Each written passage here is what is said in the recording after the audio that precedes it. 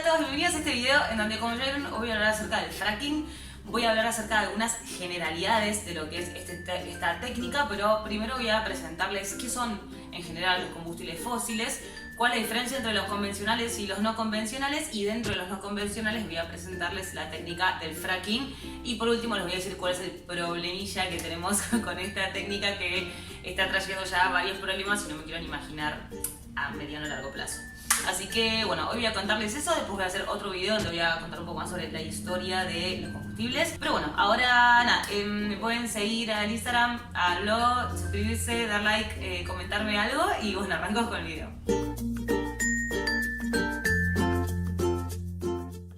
Bueno, entonces primero les voy a contar qué son los combustibles fósiles.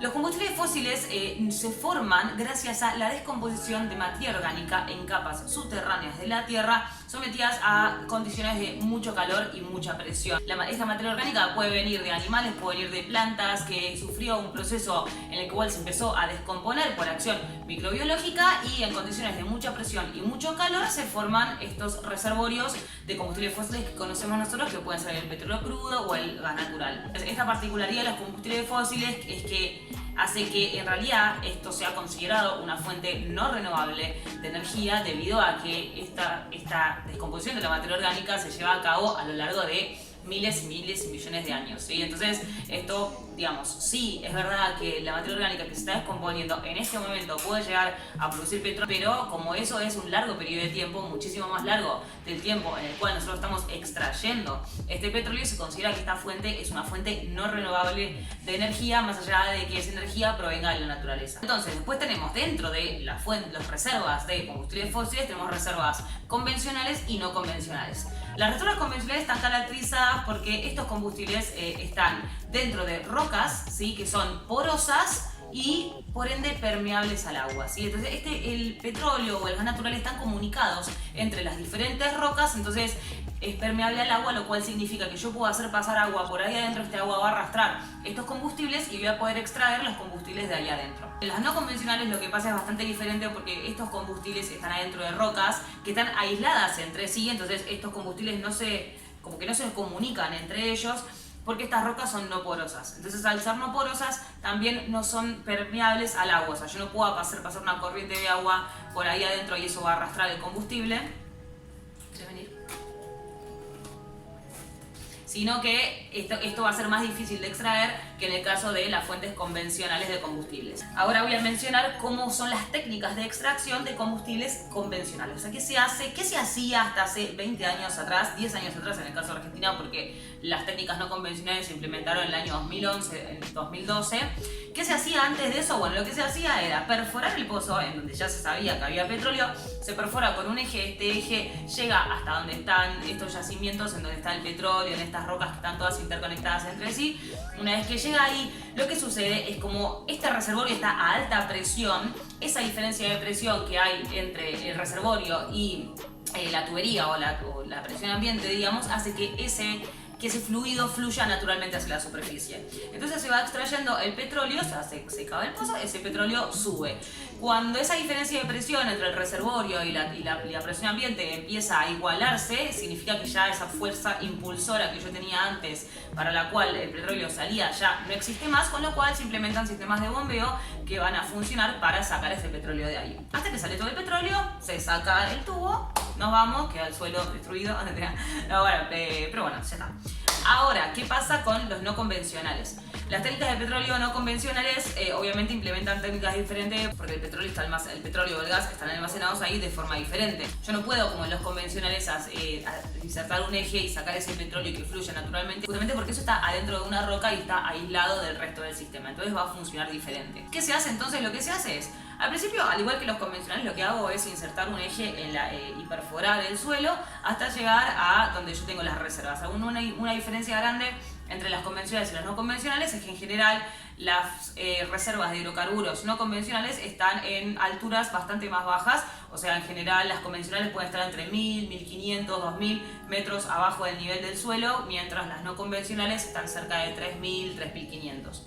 Entonces lo que pasa es que de vuelta se perfora el suelo, llego hasta la reserva, y ahí lo que se hace es hay dos formas. La primera forma es, bueno, llego hasta la reserva y lo que hago es empezar a inyectar agua a presión.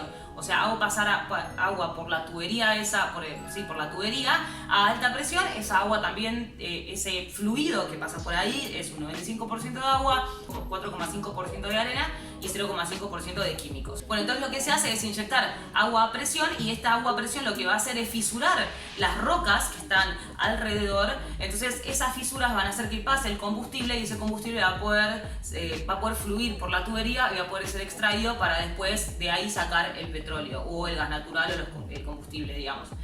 Ahora, lo que se está haciendo en los últimos años, que es una técnica un poco más novedosa, que se implementó en Estados Unidos y ahora se está implementando acá también, se perfora el suelo, se hace pasar hasta la napa en donde están los combustibles fósiles, esa tubería, y una vez que se llega, se sigue perforando, pero de forma horizontal, porque todas estas rocas que contienen los combustibles están en la misma capa horizontal del suelo. Entonces lo que se hace es perforar esa capa, después seguir perforando de forma horizontal y ahí sí inyectar el agua, pero inyectarla a través de esta tubería. Entonces lo que permite esto es tener más superficie de contacto con las rocas en las que está el combustible que yo quiero extraer. Entonces de vuelta, lo que pasa de vuelta es, va a salir este agua, junto con esta arena va a fisurar las rocas y el petróleo va a fluir, o no sé, siempre digo petróleo, pero el petróleo, gas natural, va a fluir de estas rocas hacia el fluido que yo tengo dentro de mi tubería y después lo voy a poder extraer hacia la superficie. Y al igual que en los convencionales, esto posteriormente pasa por un proceso de refinado, que en este refinado lo que se hace es sacar los compuestos químicos o los hidrocarburos que a mí me sirven y que quiero para utilizar después. Puede ser diésel, puede ser nafta, puede ser fuel oil, etc. Entonces la diferencia entre los métodos convencionales y no convencionales. El no convencional que mencioné fue particularmente el método de fracking, aunque también hay otros, pero el que iba a hablar hoy, porque es justamente el más relevante acá en nuestro país y el que más se está utilizando a nivel mundial, es el fracking, por eso es el que introduje hoy. Pero sepan que también hay otros. ¿Y por qué es tan importante el fracking acá en la República Argentina? El fracking acá en Argentina es muy importante porque justamente la empresa YPF, que fue fundada en 1922 por Hipólito Yrigoyen, se privatizó en la década de los 90 hasta quedar el 98% de sus acciones a manos de la empresa española Repsol. Freddy, bueno, no. Entonces, en el año 2000... Entonces, mientras la empresa estuvo en manos de Repsol, lo que pasó fue que Argentina realmente, caímos en una época en la que teníamos que importar más petróleo y más gas natural del que producíamos acá en el país. Entonces caímos en un desabastecimiento de combustibles fósiles. Cuando en el año 2012 se decide estatizar nuevamente YPF en el gobierno de Cristina Fernández de Kirchner, una de las, no sé si premisas, pero una de las promesas que realiza el gobierno justamente en pos de estatizar la empresa, que igual estoy a favor de que la estaticen, obvio, pero una de las promesas que se hacen es que vamos a recuperar nuestra soberanía energética a través de la exploración y explotación de reservas de petróleo y de gas natural no convencionales en Vaca Muerta. O sea, acabamos de descubrir que tenemos una banda de gas natural y petróleo de fuentes no convencionales en Vaca Muerta. Entonces vamos a recuperar nuestra soberanía a través de la explotación de esos recursos, con lo cual obviamente en la última década se realizaron inversiones multimillonarias alrededor de esta promesa o de, digamos, esta acción que el gobierno prometió tomar a partir de la estatización de la empresa YPF. Entonces justamente eso es lo que hace que acá en Argentina el fracking hidráulico o las reservas de shale oil y shale gas sean tan importantes para nosotros, y debido a las grandes inversiones y grandes modificaciones que se están haciendo en el sur de nuestro país, más específicamente en Vaca Muerta, las consecuencias que está teniendo esto en nuestro planeta son muy grandes, y ni les cuento lo que va a hacer a futuro, las consecuencias que va a tener esta práctica si de alguna forma no se toman medidas para mitigar todo esto que está sucediendo. Y esto también es importante destacar que Argentina es el segundo país con mayores reservas de shale gas del mundo. Shale gas, no sé si lo mencioné antes, pero shale gas y shale oil justamente se llama a las reservas de hidrocarburos no convencionales, o sea, cuando el petróleo o el gas están adentro de estas rocas no permeables y no porosas. Bueno, eso se llama shale oil y shale gas. Por eso es que es tan importante acá en nuestro país, y por eso me fui directamente al tema del fracking, y por eso que en este video quería hablar del fracking, porque es algo que realmente tenemos que empezar todos a tocar al menos de oído y a saber un poco más del tema, porque es algo que está causando estragos en nuestro país. Entonces, ¿cuáles son las consecuencias que puede tener esta práctica en nuestro país o que está teniendo? Uno, que como les mencioné, por la naturaleza del método, o sea, esto utiliza cantidades exorbitantes de agua justamente por la cantidad de agua que se tiene que inyectar a presión para fisurar estas rocas, para sacar el combustible. Y nada, bueno, considerando que estamos en un mundo y en un país y en una provincia con escasez de agua, esto no es menor. O sea, no es menor porque ya se están hablando de porcentajes altísimos de gente que para el año 2050 no va a tener acceso al agua. Y considerando esto, creo que tendríamos que empezar a invertir en prácticas que no agoten este recurso, sino que lo cuiden un poco más. Considerando también que hay otras fuentes de energía que se pueden investigar y invertir en ellas, que no requieren un uso tan extenso del recurso hídrico como si lo hace el fracking. También el tema del suelo, creo que lo mencioné antes, pero el tema del suelo, todas estas tuberías que pasan por el suelo hasta llegar a las reservas de petróleo, van siendo cubiertas como en concreto justamente para no perjudicar a las napas de agua que están alrededor. O sea, esto pasa desde el suelo hasta 1000, 2000, 3000 metros de abajo del nivel del suelo donde se encuentran las reservas. Imagínense que en el medio de eso están las napas freáticas, las napas de agua, que es donde sacamos el agua para tomar. Entonces, si esta corriente que tiene hidrocarburos, cuando vuelven los hidrocarburos para recuperarlos, llega a contaminar la napa de agua, fuimos. Y esto no es una posibilidad, esto ha pasado, esto pasa. Entonces, bueno, justamente para evitar eso lo que se hace es recurrir a todas estas tuberías de materiales como por ejemplo el concreto para evitar esto. Pero después muchos granjeros o gente que trabaja en el ámbito frutihortícola en el sur argentino ha reclamado que, claro, lo que pasa es que viene la gente de las multinacionales a decirle, che, te voy a poner la tubería, pero por 2 años, una vez que ya no hay más petróleo ahí, lo saco y te quedas con tu tierra de vuelta. Pero es irrecuperable ese suelo, porque todo ese concreto, todos esos materiales que ellos ponen en el suelo para ingresar estas tuberías y para que esto no perjudique el recurso hídrico, hacen que el suelo después quede inutilizable o que sean muy grandes las inversiones que se tengan que hacer en ese suelo para poder usarlo después. Y esto, obviamente, esta práctica lo que hace es desplazar las inversiones e investigaciones que puedan hacerse en este momento en otras fuentes de energía renovables para poder afrontar y para poder mitigar las emisiones que están causando el cambio climático. O sea, el cambio climático ya llegó, entonces esto a mí me pone un poco mal porque, o sea, no entiendo cómo puede ser que desde el sector público, o sea, se hable de cambio climático y se hable del Acuerdo de París, cuando en realidad se está invirtiendo muchísimo, casi todo nuestro dinero que se está invirtiendo en obtención de energía se está invirtiendo en explotar fuentes no convencionales de petróleo. Y no solamente la actividad de extracción es muy demandante en energía, sino toda la producción de los equipos que están alrededor de eso y la quema de ese combustible cuando lo usamos, cosa que no pasa con los renovables. O sea, ya sabemos que hay una fuente de energía,